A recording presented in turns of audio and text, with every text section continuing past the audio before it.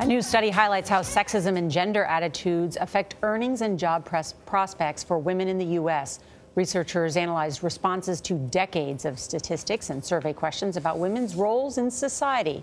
They found where a woman is born impacts how much she works and earns. Sexist attitudes are most prevalent in the Southeast and least prevalent on the West Coast and in New England.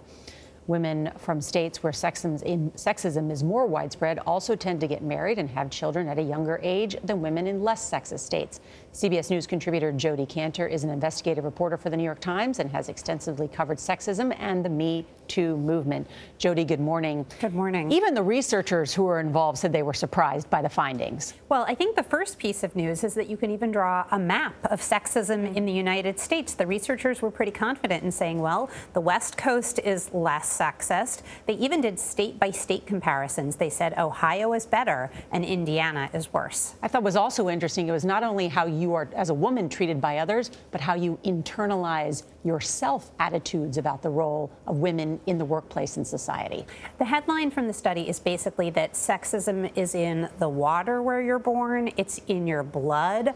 Obviously, something where you're born is not something you can control, so this is something you inherit that may determine part of the shape of your life, and that it's very hard to permanently overcome, even if, say, you grow up someplace more rural, supposedly more sexist, according to the study, and then you move to New York City. You can't totally shake the effect, the researchers say. What are those correlations between the status of your growing up, and does race play a role here? Well, they actually only focused on white women because they essentially wanted to they knew that the effect of racism was so powerful that they wanted to put it aside and focus on gender in this particular survey. But what they're really saying is that the effects are quite deep and wide-ranging. Everything from when you marry to when you go to work, how much you work, whether you stay in the workplace, and how much money you earn. Well, the solution for women, especially in 2018, shouldn't be that you have to move. We've spent so much time talking about how women should present themselves, what the questions they should be asking, how they ask for a raise. How does this impact women in the workforce in general, where we still see income inequality? Well, one thing I think we have to point out, to be fair, is this is about people who are probably our age, right, who were born generations ago, before the internet, grew up in a different era. And right now, I think little kids are growing up with more of an expectation of seeing two career marriages and women working. So I'd be very curious about what the results of this study would look like in 30 or 40 years.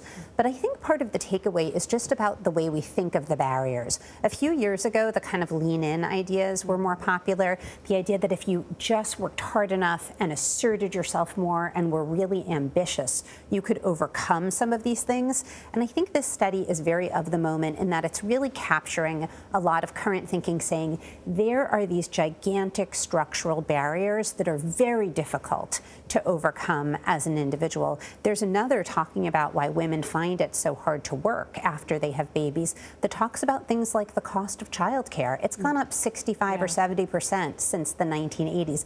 That is a giant barrier that people find very difficult to overcome on an individual basis. Let's ask you about the Harvey Weinstein story, because you broke that in the New York Times, and now we learn that one of Harvey's accusers, Asia Argento herself, has paid out money to someone who accused her of sexual abuse and harassment. Talk about whether that sourcing, meaning affects at all the larger story about the Me Too movement and abuse.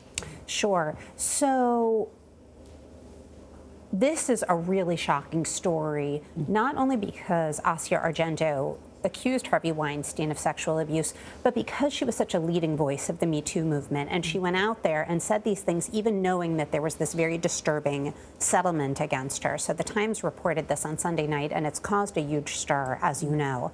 The thing that I think is important for context, though, is that Argento is one woman in what's become a huge movement, and even she didn't come forward to us about Harvey Weinstein. Yeah, she was not a source in your. She was in a New Yorker for us. piece She for was Ronan. in the New Yorker, but I can tell you that Megan Twohey and I spoke to so many women who had the same story about Weinstein.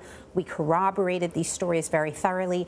So Weinstein and his team their strategy is really to focus on Argento now, right? They're going to say, she's a hypocrite. This proves that the charges against Weinstein are really exaggerated, but she's just one voice of very, very many. How do you hold that defense, though, when on the other hand you say, I understand that my behavior was bad?